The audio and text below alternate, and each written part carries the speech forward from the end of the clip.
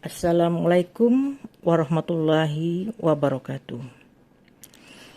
Apa kabar anak-anak kelas 9? Kami guru-guru MTS Negeri 1 Bangka selalu berharap anak-anak tetap sehat dan bersemangat. Walaupun sampai hari ini kita masih bisa bertemu lewat udara atau sistem daring seperti ini ya anak-anak. Sebelum Ibu lanjutkan materi, alangkah baiknya kalian berdoa terlebih dahulu. Berdoa dimulai. Amin. Anak-anak kelas 9, minggu kemarin sudah Ibu jelaskan mengenai pengertian cerpen, unsur intrinsik dan juga unsur ekstrinsik dalam sebuah cerpen. Hari ini khusus akan Ibu jelaskan kembali mengenai sudut pandang. Sudut pandang ini dalam istilah asingnya itu adalah point of view. Apa itu sudut pandang atau point of view? Yaitu posisi pengarang dalam sebuah cerita atau bagaimana pengarang menempatkan dirinya dalam sebuah cerita. Sudut pandang dibagi empat.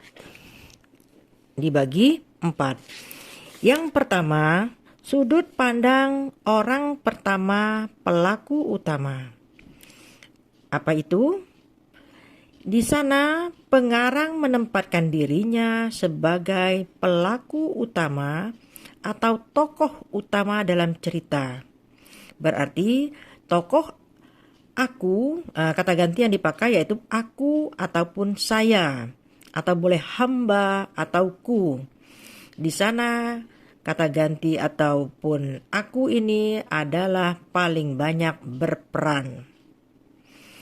Paling banyak berperan ya. Jadi kalau kita lihat, kita baca sebuah cerpen, banyak tokoh aku yang berperan, berarti di sana sebagai sudut pandang orang pertama pelaku utama. Nanti Ibu beri contohnya ya. Sekarang lihat yang kedua. Di sana ada sudut pandang orang pertama sebagai pelaku sampingan. Apa itu? Di sini pengarang masih terlibat dalam cerita, namun hanya sebagai pendamping. Biasanya menggunakan kata ganti aku dan saya. Maksudnya di sini sebagai pelaku sampingan, di dalam cerita itu tokoh aku atau saya bermain dalam cerita. Tetapi dia tidak menempatkan dirinya sebagai tokoh utama. Tapi orang lainlah yang berperan. Orang lain yang banyak mengambil peran. Selanjutnya sudut pandang orang ketiga serba tahu. Apa itu? Sudut pandang orang ketiga serba tahu. Pengarang memposisikan dirinya sebagai orang di luar cerita. Namun, ia mengetahui segala hal yang berkaitan dengan tokoh dalam cerita tersebut. Biasanya kata ganti yang dipakai memakai kata dia, ia, atau nama tokoh. Jadi di sini aku tidak bermain ya. Jadi ada kata dia, ia, atau nama tokoh. Selanjutnya sudut pandang orang ketiga sebagai pengamat. Apa itu? Sudut pandang ini posisi pengarang atau pengarang memposisikan dirinya di luar cerita dan ia tidak terlibat sama sekali dalam cerita tersebut. Jadi dia hanya mengisahkan kisah seorang tokoh. Biasanya ini seperti pada biografi ya, atau misalnya pada cerita tentang Insinyur Soekarno ataupun biografi dari cerita Bung Hatta dan sebagainya. Sekarang untuk lebih jelasnya sama-sama kita buka LKS. Coba buka LKS kalian, ada di halaman masih seperti yang kemarin, halaman 45. Sekarang Ibu ambil contoh B. Contoh B. Coba dibaca. Setelah kalian baca, di sana ada tokoh aku? Ada tokoh aku ya. Ibu bacakan kembali, di situ ada tokoh aku. Desember 1946 baru saja dimulai ketika sebuah kabar tiba di langgar tempatku. Di situ setiap hari mengajar anak-anak mengaji. Aku memberi isyarat kepada Rahing, jangan sampai anak-anak dengar. Kataku memelankan suara sambil berdiri menuju belakang langgar yang kemudian disusulnya. Anak-anakku minta melanjutkan bacaannya. Nanti Bapak kembali janjiku pada mereka. Kalau dilihat pada cerita ini, tokoh dalam cerita itu adalah aku. Ada cerita anak-anak yang mengaji dan juga ada temannya bernama Rahing. Di situ tokoh-tokohnya.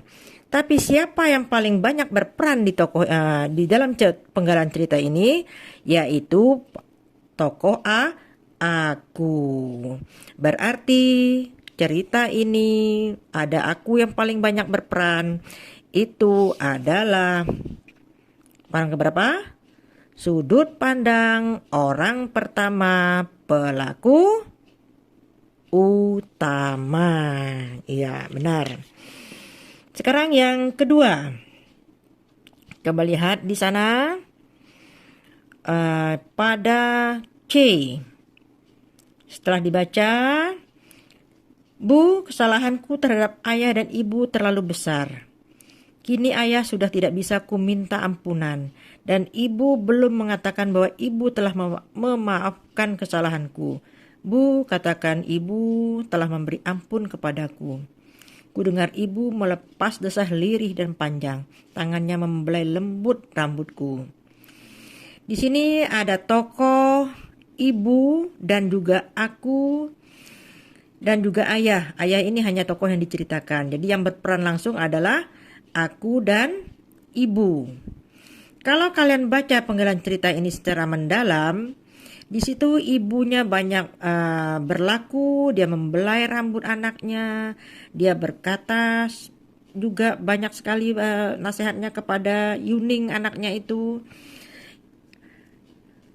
Berarti di sini kalau ibu yang banyak aku main, tapi ibu yang banyak berperan, berarti tokoh keberapa? Tokoh utama atau tokoh sampingan? Jadi di sini adalah orang pertama, pelaku sampingan. Karena ibu yang banyak berperan, dia menenangkan hati anaknya, yaitu aku yang bernama Yuning, supaya ayahnya yang sudah mengikhlaskan Yuning yang ternyata banyak salah. Ya, itu adalah contoh 2 ya. Sekarang contoh lain. Sekarang lihat di halaman 46.